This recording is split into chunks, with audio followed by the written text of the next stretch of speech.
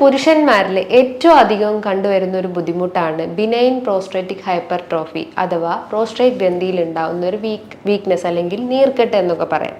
ഇതൊരു 60 വയസ്സിന് അല്ലെങ്കിൽ ഒരു 55 എബോവ് ഏജ് ആയിട്ടുള്ള ആളുകളാണ് ഏറ്റവും കൂടുതൽ കാണപ്പെടുന്നത്. ഇതൊരു ബിനൈൻ ഗ്രോത്ത് എന്ന് പറയുമ്പോൾ ഇതൊരു നോൺ ക്യാൻസറസ് ഗ്രോത്ത് ആണ്. അതായത് ഒരു 80% ഒരു 95% ഇതൊരു നോൺ. ഹായ്, ഞാൻ doctor Juhi Das, Q&B health കെയറിലെ ഹോമിയോപ്പത്തിക് ഫിസിഷ്യനാണ്. ഇന്ന് പുരുഷന്മാരിൽ ഏറ്റവും അധികം കണ്ടുവരുന്ന ഒരു ബുദ്ധിമുട്ടാണ് ബിനൈൻ പ്രോസ്ട്രേറ്റിക് ഹൈപ്പർട്രോഫി അഥവാ പ്രോസ്ട്രേറ്റ് ഗ്രന്ഥിയിൽ ഉണ്ടാകുന്ന ഒരു വീക്ക്നെസ് അല്ലെങ്കിൽ നീർക്കെട്ട് എന്നൊക്കെ പറയാം. ഇതൊരു 60 വയസ്സിന് അല്ലെങ്കിൽ ഒരു 55 എബോവ് ഏജ് ആയിട്ടുള്ള ആളുകളാണ് ഏറ്റവും കൂടുതൽ കാണപ്പെടുന്നത്. ഇതൊരു ബിനൈൻ ഗ്രോത്ത് എന്ന് പറയുമ്പോൾ ഇതൊരു നോൺ ക്യാൻസറസ് ഗ്രോത്ത് ആണ്. അതായത് ഒരു 80% ഒരു 95% ഇതൊരു നോൺ ക്യാൻസറസ് ഗ്രോത്ത് ആണ്. റിമൈനിങ് ഒരു 5% മാത്രമേ അതൊരു ക്യാൻസറിലേക്ക് ലീഡ് ചെയ്യുന്നുള്ളൂ. അതിന് എന്തെങ്കിലും ഒരു കാരണങ്ങൾ അല്ലെങ്കിൽ ഒരു റൂട്ട് കോസ് ഉണ്ടെങ്കിൽ മാത്രമേ അതൊരു ക്യാൻസറസ് ഗ്രോത്തിലേക്ക് ലീഡ് ചെയ്യുന്നുള്ളൂ. അതായത് ഒരു 45 അല്ലെങ്കിൽ ഒരു 50 ഏജ് കഴിഞ്ഞിട്ടുള്ള ആളുകളിലാണ് ഇത് ഏറ്റവും കൂടുതൽ കണ്ടുവരുന്നത്. പ്രോസ്ട്രേറ്റ് ഗ്രന്ഥി എന്ന് പറയുമ്പോൾ അതിന് ഒരുപാട് ഫങ്ഷൻസ് ഉണ്ട്. മെയിനായിട്ട് അവർ സെമിനൽ ഫ്ലൂയിഡിനെ സെക്രീറ്റ് ചെയ്യുന്നു. പുരുഷന്മാരിൽ യൂറിനെ കൺട്രോൾ ചെയ്യുന്നത്, അതായത് യൂറിൻ ഫോർമേഷനും അതിനെ ഫ്ലോ ചെയ്യാനൊക്കെ സഹായിക്കുന്നത് ഈ ഒരു പ്രോസ്ട്രേറ്റ് ഗ്രന്ഥിയാണ്. പുരുഷന്മാരിലെ യൂറിനറി ബ്ലാഡറിന്റെ ആ ഒരു അടിഭാഗത്തായിട്ട് അല്ലെങ്കിൽ അതിൻ്റെ ഒരു പിന്നിലായിട്ടാണ് ഈ ഒരു പ്രോസ്ട്രേറ്റ് ഗ്രന്ഥി ഉണ്ടാകുന്നത്. അപ്പം ഈ പ്രോസ്ട്രേറ്റ് ഗ്രന്ഥിയിൽ എന്തെങ്കിലും ഒരു വീക്ക്നെസ്സോ അല്ലെങ്കിൽ ഒരു നീർക്കെട്ടോ അല്ലെങ്കിൽ ഒരു ഇൻഫ്ലമേഷൻ വരുമ്പോൾ അതിൻ്റെ ബിഹൈൻഡ് സ്ട്രക്ചർ ആയിട്ടുള്ള ആ യൂറിനറി ബ്ലാഡറിൽ കംപ്രഷൻ വരും അല്ലെങ്കിൽ അത് അമർന്നു പോകുന്ന ഒരു ചാൻസസ് ഉണ്ട്. അപ്പം എന്താ, അവർക്ക് യൂറിനേറ്റ് ചെയ്യാനുള്ള ബുദ്ധിമുട്ടാണ് മെയിനായിട്ട് കാണപ്പെടുക. അപ്പം അതിൻ്റെ ലക്ഷണങ്ങൾ, അത് വരാനുള്ള കാരണങ്ങൾ എന്തൊക്കെയാണെന്ന് നമുക്ക് ഇവിടെ നോക്കാം. മെയിനായിട്ട് ഇതിൻ്റെ ഒരു കാരണം എന്ന് പറഞ്ഞു കഴിഞ്ഞാൽ അവരുടെ ലൈഫ് സ്റ്റൈലിൽ ഉണ്ടാകുന്ന ഒരു ചേഞ്ചസ്.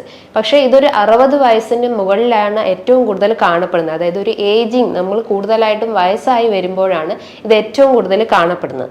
അതേപോലെ തന്നെയാണ് അവരുടെ ലൈഫ് സ്റ്റൈലിൽ ഉണ്ടാകുന്ന ചേഞ്ചസിൽ പറയുന്നതാണ് അവർ കൂടുതലായിട്ട് റെഡ് മീറ്റ്, ചുവന്ന മാംസങ്ങൾ, പോർക്ക്, ബീഫ് പോലത്തെ ചുവന്ന മാംസങ്ങൾ നമ്മൾ അധികമായിട്ട് ഡെയിലി അല്ലെങ്കിൽ 1-2 ദിവസം കൂടുമ്പോൾ നമ്മൾ കഴിക്കുകയാണെങ്കിൽ അത് നമ്മുടെ ശരീരത്തിൽ ഈ ഒരു പ്രോസ്ട്രേറ്റ് ഗ്രന്ഥിയിൽ വീക്ക്നെസ് അല്ലെങ്കിൽ നീർക്കെട്ട് അനുഭവപ്പെടാനുള്ള ഒരു ചാൻസസ് ഉണ്ട്.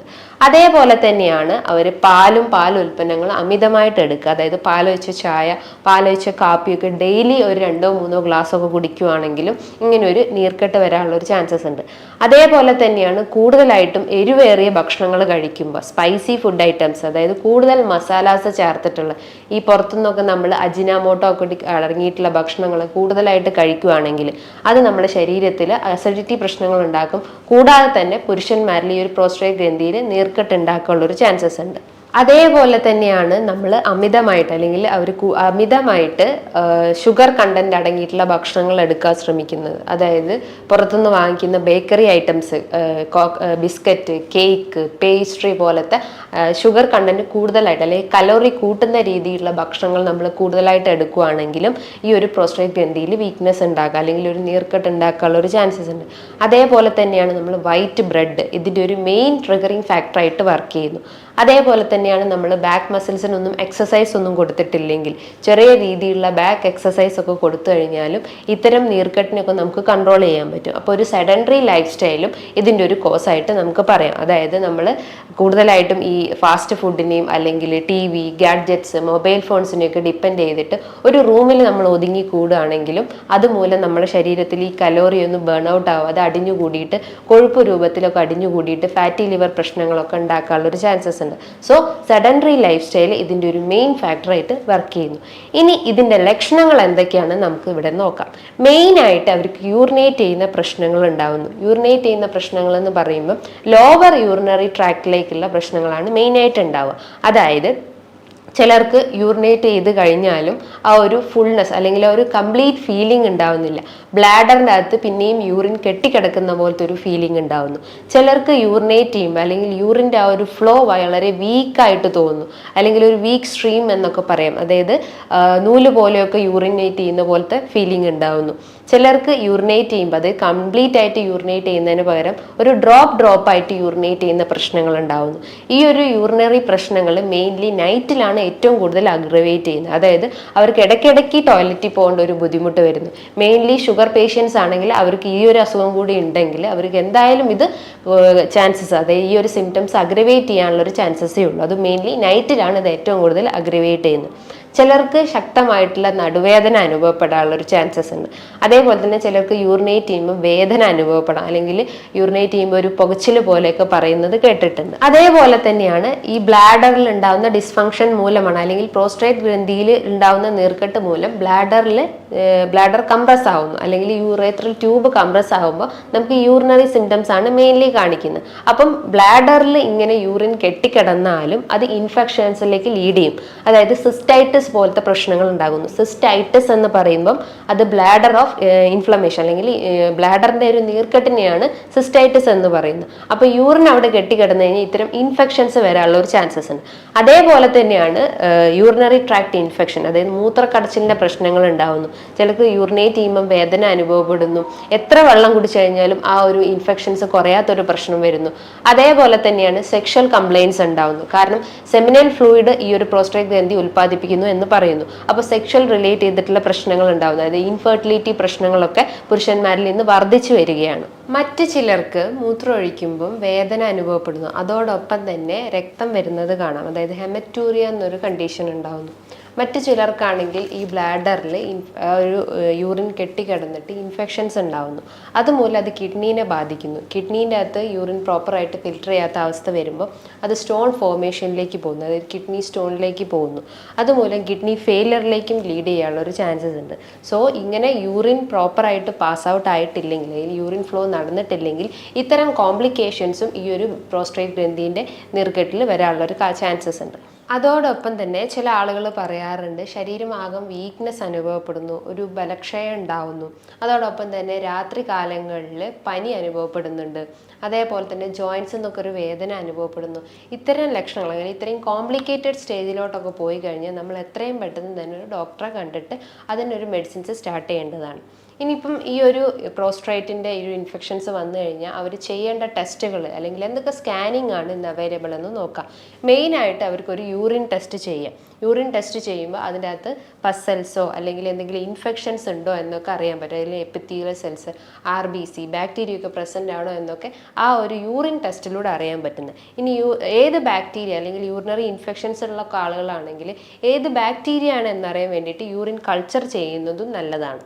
അതേപോലെ തന്നെയാണ് നമുക്ക് വയറിൻ്റെ ഒരു സ്കാനിങ് എടുത്തു കഴിഞ്ഞാൽ, അതായത് USG of abdomen and pelvis, അതായത് അബ്ഡമൻ മാത്രമല്ല പെൽവിക് റീജിയൻ്റെ ഒരു സ്കാനിങ് ഇൻക്ലൂഡ് ചെയ്തിട്ടുള്ള ഒരു വയറിൻ്റെ ഒരു സ്കാനിങ് എടുത്തു കഴിഞ്ഞാലും പ്രോസ്റ്റേറ്റ് ഗ്രന്ഥിയിൽ നീർക്കെട്ടുണ്ടോ എന്നൊക്കെ അറിയാൻ പറ്റും. അതിൻ്റെ ഗ്രേഡുകൾ നമുക്ക് ആ ഒരു സ്കാനിങ്ങിലൂടെ അറിയാൻ പറ്റും. അതായത് മൈൽഡ് ആണോ, മോഡറേറ്റ് ആണോ, സിവിയർ ആണോ എന്നൊക്കെ അറിയാൻ പറ്റുന്നതാണ്.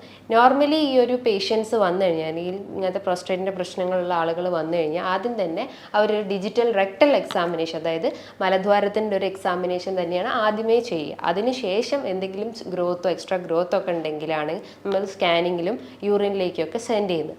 അതേപോലെ തന്നെയാണ് മറ്റൊരു ബ്ലഡ് ടെസ്റ്റാണ് PSA, prostate specific antigen test. ഇത് ചെയ്യുന്നത് വെച്ചാൽ നമ്മളെ ബോഡിയിൽ ക്യാൻസറസ് ഗ്രോത്ത് ആണോ എന്നൊക്കെ അറിയാൻ വേണ്ടിയിട്ടാണ്. ഇതിൻ്റെ ഒരു സ്റ്റാർട്ടിംഗ് ടെസ്റ്റ് എന്നൊക്കെ പറയാം. ഈ ഒരു PSA ടെസ്റ്റിലൂടെ നമുക്ക് എത്രത്തോളം നമ്മൾ പ്രോസ്റ്റേറ്റ് ഗ്രന്ഥി, അതായത് പുരുഷന്മാരിലെ ആ പ്രോസ്റ്റേറ്റ് ഗ്രന്ഥി ഫങ്ഷനിങ് ആണോ എന്നൊക്കെ അറിയാൻ പറ്റും. അതേപോലെ തന്നെയാണ് ക്യാൻസറസ് ഗ്രോത്ത് ആണോ അല്ലെങ്കിൽ ട്യൂമർ സ്റ്റേജിലോട്ടൊക്കെ പോയിട്ടുണ്ടോ എന്നറിയാൻ വേണ്ടിയിട്ട് ഒരു ബയോപ്സി എടുക്കാവുന്നതാണ്. അതിലൂടെ നമ്മൾ ബിനൈൻ ഗ്രോത്ത് ആണോ അല്ലെങ്കിൽ മാലിഗ്നന്റ് ഗ്രോത്ത് ആണോ എന്നൊക്കെ അറിയാൻ പറ്റുന്നതാണ്. ഇത്തരം ടെസ്റ്റുകളിലൂടെയാണ് നമുക്ക് പ്രോസ്റ്റേറ്റ് ഗ്രന്ഥിൻ്റെ ഇൻഫ്ലമേഷൻസും സ്വെല്ലിങ്ങും ആ ഒരു ബുദ്ധിമുട്ടൊക്കെ തിരിച്ചറിയുന്നത്. ഇനി എന്തൊക്കെയാണ് ഇതിൻ്റെ മാനേജ്മെൻറ്റ് പാർട്ട്, അല്ലെങ്കിൽ ഡയറ്ററി മാനേജ്മെൻറ്റും അതേപോലെ തന്നെ എക്സസൈസ് പാർട്ട് എന്തൊക്കെയാണെന്ന് നമുക്കിവിടെ ഡിസ്കസ് ചെയ്യാം. മെയിനായിട്ട് അവർ ഒഴിവാക്കേണ്ട ഭക്ഷണങ്ങൾ എന്ന് പറയുമ്പം ചായ, കാപ്പി, റെഡ് മീറ്റ്, മിൽക്ക് പ്രൊഡക്ട്സ് ഒക്കെ പൂർണ്ണമായിട്ട് ഒഴിവാക്കാൻ ശ്രമിക്കുക. ഇനി ക്രോണിക് സ്മോക്കേഴ്സ് ആണെങ്കിൽ, അതായത് സ്ഥിരമായിട്ട് പുകവലിക്കുന്ന ആളുകളാണെങ്കിൽ അത് പൂർണ്ണമായിട്ട് ഒഴിവാക്കാൻ ശ്രമിക്കുക. കാരണം ഒരു 60% ഈ പുകവലിയുള്ള ആളുകളിൽ ഈ പ്രോസ്റ്റേറ്റ് ഗ്രന്ഥിൻ്റെ ഇൻഫ്ലമേഷൻ കണ്ടുവന്നിട്ടുണ്ട്. അപ്പോൾ അത്തരം ട്രിഗറിങ് ഫാക്ടേഴ്സ് ഒക്കെ പൂർണ്ണമായിട്ട് ഒഴിവാക്കാൻ ശ്രമിക്കുക. അതായത് റെഡ് മീറ്റ്, ചുവന്ന മാംസങ്ങൾ ഉണ്ടെങ്കിൽ, ആ ഒരു ദുശീലങ്ങളൊക്കെ ഉണ്ടെങ്കിൽ അതൊരു വീക്ക്ലി വൺസ് ആയിട്ട് കഴിക്കാൻ ശ്രമിക്കുക. പകരം നമുക്ക് ഫിഷ് ഐറ്റംസ് നല്ല രീതിയിൽ ഭക്ഷണത്തിൽ ഉൾപ്പെടുത്തുന്നത് നല്ലതാണ്. ഈ സാൽമണ്ട്, അയല, മത്തി, നെത്തോലി പോലത്തെ ചെറിയ മത്സ്യങ്ങൾ നമ്മൾ ഭക്ഷണത്തിൽ ഉൾപ്പെടുത്തുന്നത് ഏറ്റവും നല്ലതാണ്. അതിൻ്റെ അകത്ത് ഒരുപാട് പ്രോട്ടീൻസ് അടങ്ങിയിട്ടുണ്ട്, ഫൈബർ ഫൈബർ അടങ്ങിയിട്ടുണ്ട്, കലോറീൻ്റെ അളവ് വളരെ കുറവാണ്, omega-3 ഫാറ്റി ആസിഡ്സ് അടങ്ങിയിട്ടുണ്ട്. അത് അത്രയും കണ്ടൻസ് അതിൽ അടങ്ങിയിട്ടുള്ളത് കൊണ്ട് തന്നെ നമ്മുടെ ശരീരത്തിൽ എന്തെങ്കിലും ഒരു നീർക്കെട്ടോ സ്വെല്ലിങ്ങോ അല്ലെങ്കിൽ അടിഞ്ഞുകൂടി കിടക്കുന്ന കൊഴുമയൊക്കെ ഒന്ന് അലിയിച്ച് കളയാൻ സഹായിക്കുന്നതാണ് ഇത്തരം മത്സ്യങ്ങൾ ചെയ്യുന്നത്. ഇപ്പോൾ മത്സ്യങ്ങൾ നമ്മൾ ഒരിക്കലും ഫ്രൈ ഐറ്റംസ് ഒഴിവാക്കാൻ ശ്രമിക്കുക. അതേപോലെ തന്നെ ബോയിൽ ചെയ്ത് നല്ലപോലെ കുക്ക് ചെയ്തിട്ട് കഴിക്കാൻ ശ്രമിക്കുക. അതേപോലെ തന്നെയാണ് ഈ കോളകൾ, carbonated drinks, Pepsi, coca cola, 7 ups പോലത്തെ ഇത്തരം സോഫ്റ്റ് ഡ്രിങ്ക്സ് ഒക്കെ ഉണ്ടെങ്കിൽ, അത്തരം ദുശീലങ്ങളൊക്കെ ഉണ്ടെങ്കിൽ അത് പൂർണ്ണമായിട്ട് ഒഴിവാക്കാൻ ശ്രമിക്കുക. പകരം നല്ല രീതിയിൽ നല്ല തിളപ്പിച്ചാറി വെള്ളം കുടിക്കാൻ ശ്രമിക്കുക. ഡെയിലി ഒരു 10 to 12 ഗ്ലാസ് വെള്ളം കുടിക്കുന്നത് നമുക്ക് സ്റ്റോണിൻ്റെ പ്രശ്നങ്ങളുണ്ടെങ്കിലോ അല്ലെങ്കിൽ മൂത്രക്കടച്ചിലിൻ്റെ പ്രശ്നങ്ങളൊക്കെ ഉണ്ടെങ്കിൽ അതൊക്കെ ഒന്ന് റിഡ്യൂസ് ചെയ്യാൻ സഹായിക്കുന്നതാണ്. അതേപോലെ തന്നെയാണ് നമ്മൾ ഭക്ഷണത്തിൽ ഉൾപ്പെടുത്തേണ്ട കാര്യങ്ങൾ എന്ന് പറയുമ്പോൾ നട്ട്സ് ഐറ്റംസ് എടുക്കുക. ബ്രസീൽ നട്ട്സ് മെയിൻ ആയിട്ട് ഇതിനൊരു ഇൻഫ്ലമേഷൻ കുറയ്ക്കാൻ സഹായിക്കുന്നതാണ്. അതിൻ്റെ അകത്ത് ആൻറ്റി ഓക്സിഡൻറ്റ് പ്രോപ്പർട്ടി ഉണ്ട്, ആൻറ്റി ഇൻഫ്ലമേറ്ററി പ്രോപ്പർട്ടീസും ഉണ്ട്. അത് നമ്മുടെ ശരീരത്തിൽ എന്തെങ്കിലും സ്വെല്ലിങ്ങോ നീർക്കെട്ടോ ഒക്കെ ഉണ്ടെങ്കിൽ അത് കുറയ്ക്കാൻ സഹായിക്കുന്നതാണ്. അപ്പോൾ ബ്രസീൽ നട്ട് ഡെയിലി ഒരു 1-2 കഴിക്കുന്നത് ഏറ്റവും നല്ല കാര്യമാണ്. അതേപോലെ തന്നെയാണ് നമുക്ക് വാൽനട്ട്സ് എടുക്കാം. അതേപോലെ തന്നെയാണ് നമുക്ക് ബദാം കഴിക്കുന്നത് നല്ലതാണ്. ഇതിൻ്റെ അകത്ത് ഒരുപാട് ആൻറ്റി ഓക്സിഡൻസും നമ്മുടെ ശരീരത്തിൽ ഫ്രീ റാഡിക്കൽസിനൊക്കെ ഒന്ന് റെഡ്യൂസ് ചെയ്യാൻ സഹായിക്കുന്നതാണ്. അതേപോലെ തന്നെ ഫ്രൂട്ട്സിൽ വരുന്നതാണ് ഏറ്റവും നല്ലതാണ് അവകാഡോ.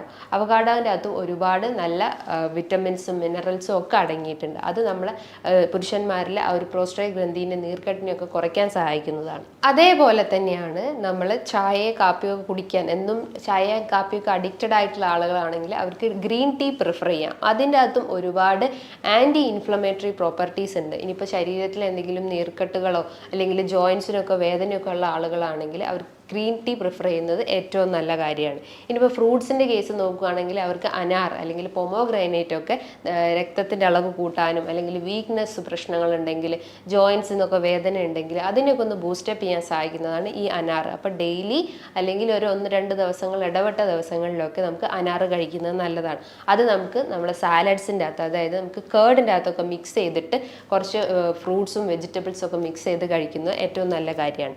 ഇനി ഇവർ മെയിനായിട്ട് അവോയ്ഡ് ചെയ്യേണ്ട കുറച്ച് കാര്യങ്ങൾ അല്ലെങ്കിൽ ശ്രദ്ധിക്കേണ്ട കുറച്ച് ഡയറ്റ് എന്ന് പറഞ്ഞു കഴിഞ്ഞാൽ ഹൈ ഫൈബർ ഭക്ഷണങ്ങൾ എടുക്കാൻ ശ്രമിക്കുക. അതായത് ബനാന എടുക്കാം, അതേപോലെ തന്നെ നാരുകൾ അടങ്ങിയിട്ടുള്ള ബീൻസ്, പപ്പായ, ഓറഞ്ച്, മൊസമ്പി, ഇതിൻ്റെ അകത്തൊക്കെ ഒരുപാട് ഫൈബർ കണ്ടന്റ് അടങ്ങിയിട്ടുണ്ട്. ദഹനത്തിൻ്റെ പ്രശ്നങ്ങളൊക്കെ ഉണ്ടെങ്കിൽ അത് ഇമ്പ്രൂവ് ചെയ്യാൻ സഹായിക്കുന്നതാണ്.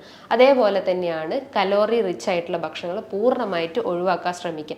അതായത് തവിടുള്ള, അതായത് വൈറ്റ് റൈസ്, അതേപോലെ റെഡ് മീറ്റ്, അതേപോലെ തന്നെ ആട്ട, മൈദ, റവ പോലത്തെ ഇത്തരം ധാന്യങ്ങളൊക്കെ ഉണ്ടെങ്കിൽ അതൊക്കെ ഒന്ന് പൂർണ്ണമായിട്ട് ഒഴിവാക്കാൻ ശ്രമിക്കുക. വാട്ടർ ഇൻടേക്ക് മെയിൻറ്റെയിൻ ചെയ്യാൻ ശ്രമിക്കുക. സാൾട്ടിൻ്റെ ഉപയോഗങ്ങൾ ഉണ്ടെങ്കിൽ, അതായത് കറികളിലായാലും തോരൻ്റെ അകത്തൊക്കെ അമിതമായിട്ട് നമ്മൾ ഉപ്പിൻ്റെ ഉപയോഗം ഉണ്ടെങ്കിൽ അത് പൂർണ്ണമായിട്ട് ഒഴിവാക്കാൻ ശ്രമിക്കുക. അതേപോലെ തന്നെ നല്ല രീതിയിൽ എക്സസൈസ് ചെയ്യാൻ ശ്രമിക്കുക. മെയിൻലി ഇതിന് ചെയ്യേണ്ട ഒരു എക്സസൈസാണ് കീഗൽ എക്സസൈസ്. അത് നമ്മളെ ബാക്ക് മസിൽസിനെയൊക്കെ ഒന്ന് സ്ട്രെങ്തൻ ചെയ്യാനും അതിനെന്തെങ്കിലും നീർക്കെട്ടൊക്കെ ഉണ്ടെങ്കിൽ അല്ലെങ്കിൽ വേദനയൊക്കെ അനുഭവപ്പെടുന്നുണ്ടെങ്കിൽ അതിനൊന്ന് ബൂസ്റ്റപ്പ് ചെയ്യാൻ സഹായിക്കുന്നതാണ് ഈ കീഗൽ എക്സസൈസ്. അത് നമുക്ക് ചെയ്യുന്ന ഏറ്റവും നല്ല കാര്യമാണ്. ഇനിയിപ്പോൾ വെജിറ്റബിൾസും ഫ്രൂട്ട്സും ഒക്കെ നോക്കുകയാണെങ്കിൽ വെജിറ്റബിൾസിൽ വരുന്നതാണ് ടൊമാറ്റോ, പപ്പായ, ക്യാരറ്റ്. ഇതിൻ്റെ അകത്തൊക്കെ ഒരുപാട് ലൈക്കോപ്പിൻ എന്ന് പറഞ്ഞ കണ്ടന്റ് ഉണ്ട്.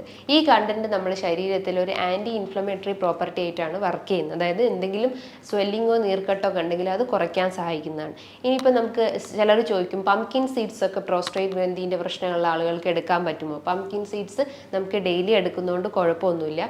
ഇതും നമ്മുടെ ശരീരത്തിൽ ഒരുപാട് ഫൈബർ അടങ്ങിയിട്ട്, അതായത് സോല്യൂബിളും ഇൻസോല്യൂബിൾ ഫൈബേഴ്സ് ഒക്കെ അടങ്ങിയിട്ടുള്ളതുകൊണ്ട് തന്നെ ദഹന വ്യവസ്ഥ ഇമ്പ്രൂവ് ചെയ്യാൻ സഹായിക്കുന്നതാണ്. അതേപോലെ തന്നെ എന്തെങ്കിലും കൊഴുപ്പുകൾ, അതായത് ഫാറ്റി ലിവർ പ്രശ്നങ്ങളൊക്കെ ഉള്ള ആളുകളാണെങ്കിൽ അവർക്കും ഇത് എടുക്കുന്നതുകൊണ്ട് കുഴപ്പമൊന്നുമില്ല.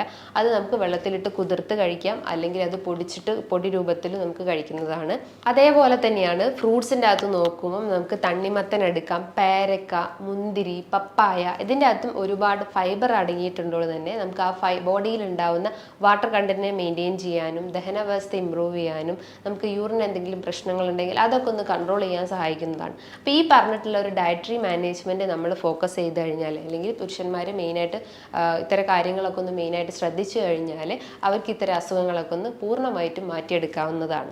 ഇത് പ്രൊലോങ്ഡ് ആയിട്ട് ഇങ്ങനെ കണ്ടിന്യൂസ് ആയിട്ട് നിൽക്കുകയാണെങ്കിൽ അത് തീർച്ചയായിട്ടും ഒരു ഡോക്ടർ നിർദ്ദേശപ്രകാരം അവർ നിങ്ങൾ പ്രോപ്പറായിട്ട് മെഡിസിൻസ് സ്റ്റാർട്ട് ചെയ്യേണ്ടതാണ്. ഇനി ഇതുമായി ബന്ധപ്പെട്ട് നിങ്ങൾക്ക് എന്തെങ്കിലും സംശയങ്ങളുണ്ടെങ്കിൽ താഴെ കാണുന്ന നമ്പറിൽ നിങ്ങൾക്ക് കോൺടാക്ട് ചെയ്യാവുന്നതാണ്. നല്ലൊരു ഹെൽത്ത് ടോപ്പിക്കുമായി വീണ്ടും കാണാം. Thank you.